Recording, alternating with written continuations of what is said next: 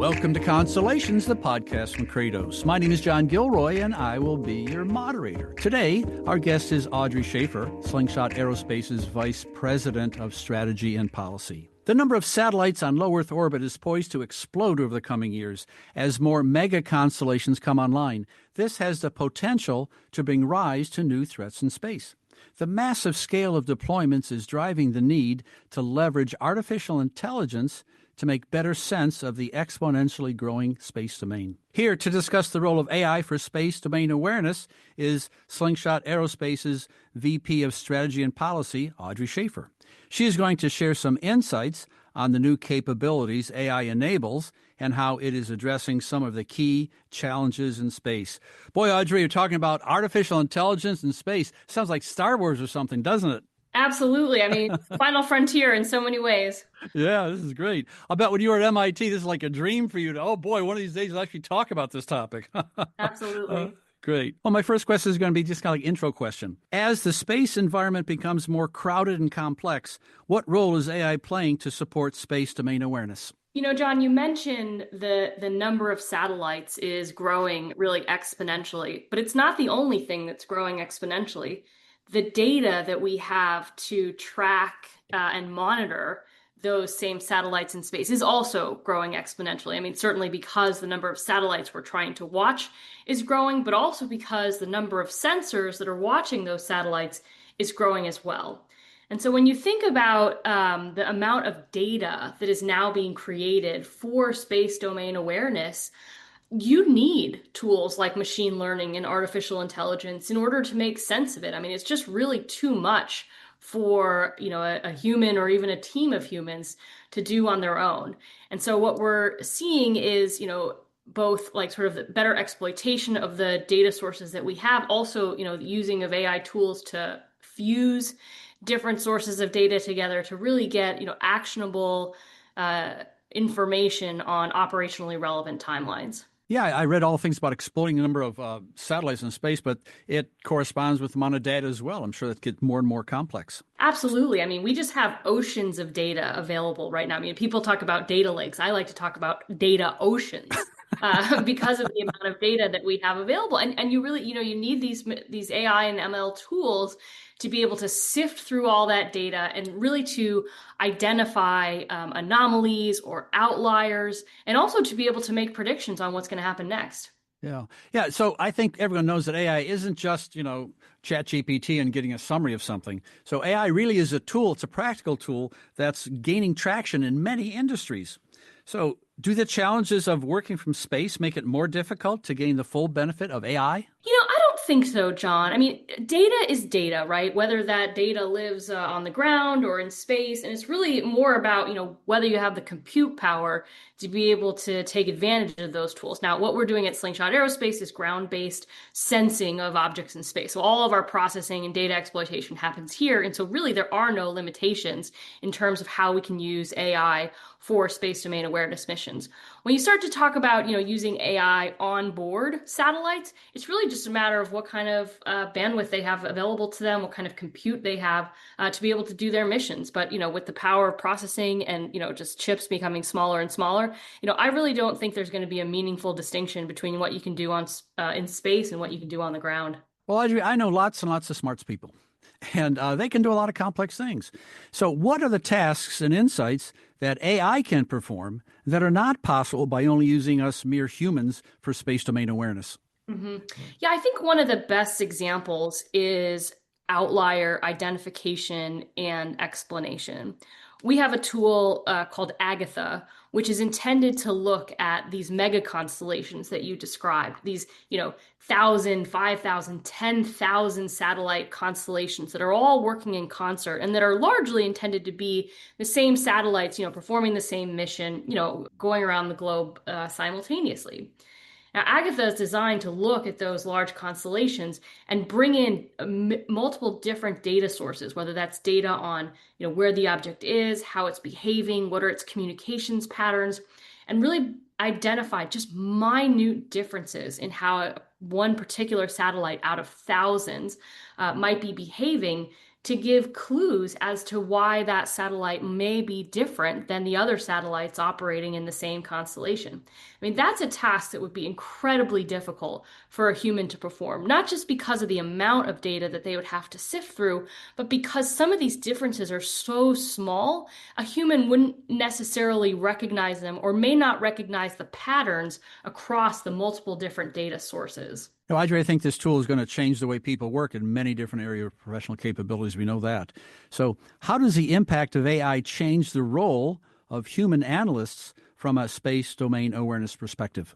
Well, if you think about this example of monitoring a large constellation, without a tool like Agatha or any AI system, a human would have to be identifying the outliers before they could even start the process of analyzing, explaining them, and investigating them. With the AI tools integrated into your workflows, the human doesn't have to do that initial flagging and identification. I mean, the AI can do that just as well, if not better, than the human analyst.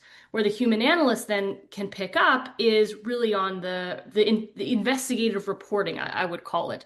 The AI, our system offers an explanation of why it believes the particular satellite is different from the others, and then the human analyst can start with that and really, use what humans do best, right? The additional reasoning, the additional knowledge to, kind of run it down. What is actually at issue here? What's the underlying cause? So it really changes the role of the human from, frankly, one of just kind of routine, kind of like flagging of issues to really deeper investigation. Now, we talk about thousands and thousands of satellites being up there, but each satellite in and of itself provides, unique information. And if you get that much unique information, it could call them silos of information or unique aspects of information. So, what makes AI tools so instrumental in transforming disparate space data into a common operating picture? Yeah, it's interesting. It's AI and a whole bunch of other data fusion and exploitation tools. So when you think about space domain awareness, which is the position of where the objects are, but also how they're behaving and kind of contextual information about what they are, it's really putting all those pieces of data together and then making projections about what's going to happen in the future. So in addition to AI, some of the key technologies that we use, certainly data fusion is one of them. And we're able to take different types of data and bring them together to make a more accurate picture of where an object is and what it's doing than you might get from just one piece of data on its own. We're also bringing in, the physics of space, of how does an object move through space? What does an orbit look like, to take information on where an object is today and extrapolate that into where the object is going to be tomorrow. And finally, putting all of that into a visual environment with modeling and simulation tools, allows you to visualize and see what's happening in the space domain beyond just sort of, the math, right? The data of where objects actually are. And one of the analogies I like to use when I think about this mission is Google Maps and how you use that when you navigate in your everyday life. I mean, if you look at Google Maps, you've got so many disparate sources of information in one single platform.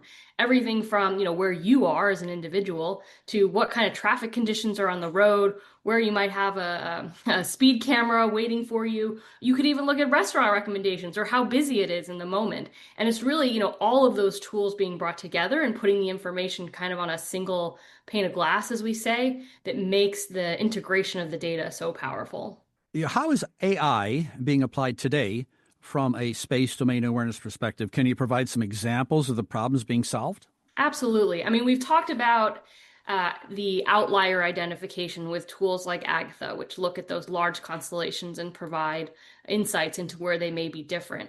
Ways that we can apply techniques like that to other space domain awareness challenges. I'll give you a couple of examples. One is looking at jamming of GPS, right? So the GPS that we all use on our phones and in our cars to navigate is sometimes subject to interference or jamming.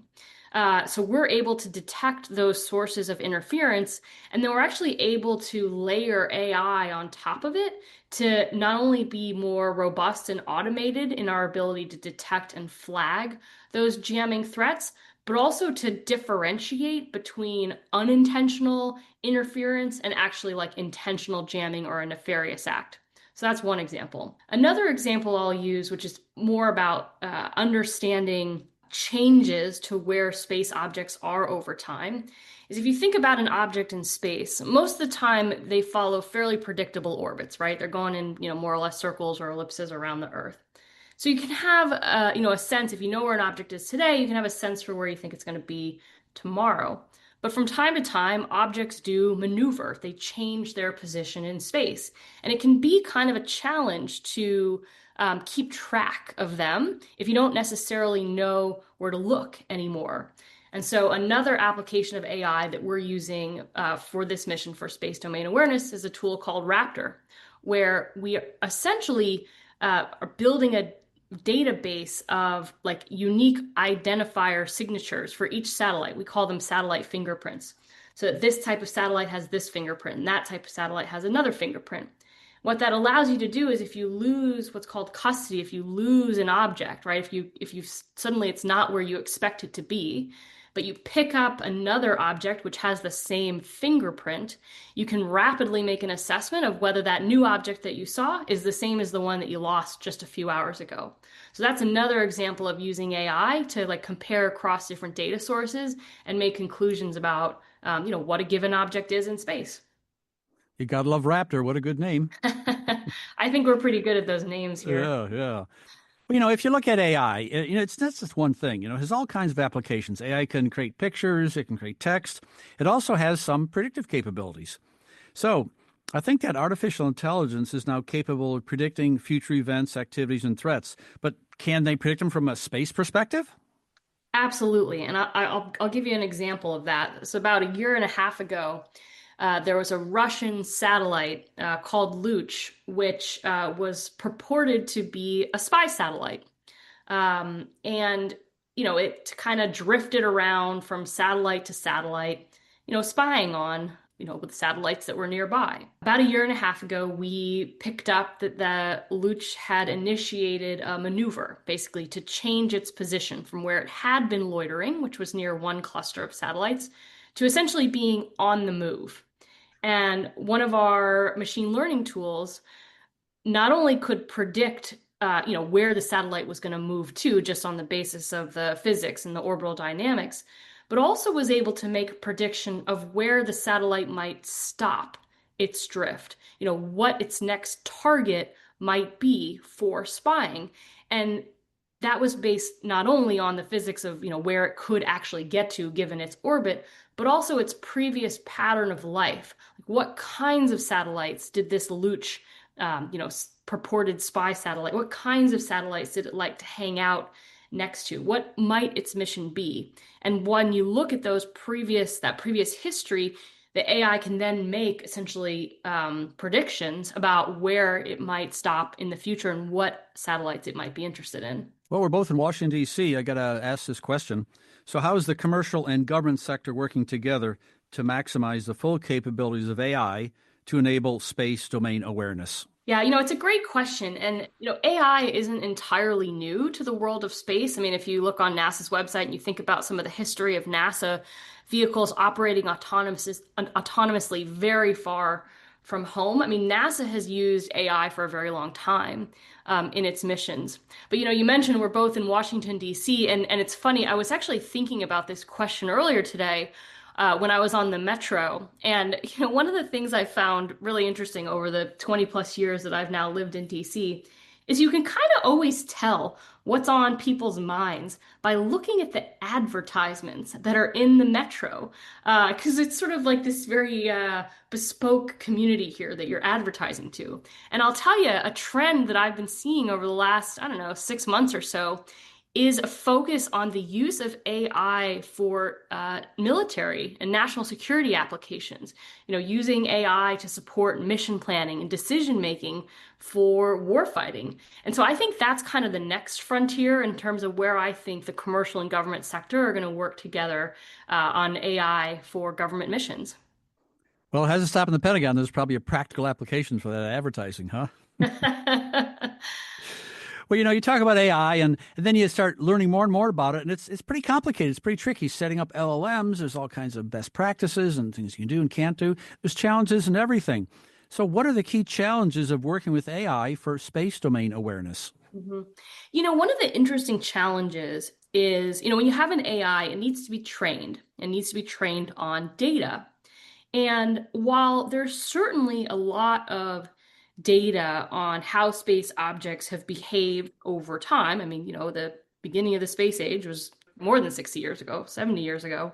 We have data, but what we don't have are robust data sets on kind of the newer behaviors that we're seeing in space, the mega constellations certainly being one of them, but also one of the newer behaviors that we're seeing is more dynamic space operations where satellites aren't just in their same orbits over and over and over again. They're actually moving and changing more frequently than they would before.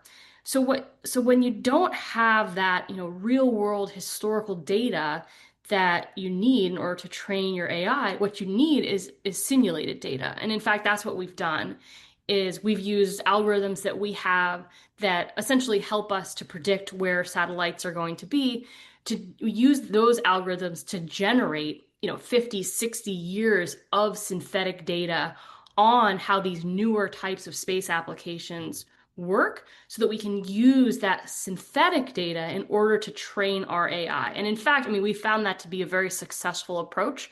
We've trained, when we use the synthetic data on our AI to train our AI, we then, of course, always go back and validate by testing it against current, real world applications. So you may train it on, 50 years of simulated data, but then you validate that training was successful by confirming, your suspicions about what the AI has predicted. And let me give you an example to make it a little more concrete. So with the Agatha anomaly detection algorithm, we trained it on, over 50 years of simulated data for large constellations. And then what we did is we tested Agatha by looking at current large constellations, systems that are already operating in space. And sure enough, Agatha identified within those large constellations a few potential outliers. And we contacted the commercial company that operated that constellation and said, hey, we see some anomalies in, this satellite, that satellite, and that satellite. Can you confirm? And in fact, they could. So that's how we were able to validate, even with the training of the AI with the synthetic data. I think the big challenge for you is going to be, okay, work hard, you get a whole team together and you got some synthetic data that works. Well, guess what? It's going to be 2x, 3x down the road. So down the road, 6-8 months and a year, it's going to be scaling like crazy. It's another problem you have to concern with. Absolutely. But, Slingshot has the largest corpus of commercially available space domain awareness data. And so we think that even with all those challenges, we're very well positioned in order to continue to train our models and really stay ahead of those evolving changes to the space environment. Okay, Aubrey, I'm actually looking to the future here. When you look into the future, how do you see AI expanding and enhancing its capabilities to support space domain awareness missions? Yeah, Don, so when I look into the future, I actually take what we're doing with space domain awareness of really understanding what's happening in space. And the next thing is knowing what to do about it. If you're operating a commercial communications satellite and an AI tool warns you that there's a collision, you're on a collision course with another satellite, or maybe there's a nefarious satellite coming your way. It's one thing to just have the awareness that that's happening, but it's another thing to be able to make recommendations about what to do. And that's, I think, where some of the generative AI tools start to come into play of evaluating different courses of action against different objectives and being able to make operational recommendations. Now, you need, of course, as the foundation, that space domain awareness data to inform those recommendations, but it's really a step beyond where we are today. Aubrey, I think you've given our listeners a real good perspective on artificial intelligence and space domain awareness, and also a couple words to talk about like raptor and looch. Happy to do so, John. I'd like to thank our guest, Audrey Schaffer, Slingshot Aerospace's Vice President of Strategy and Policy. Thank you, John.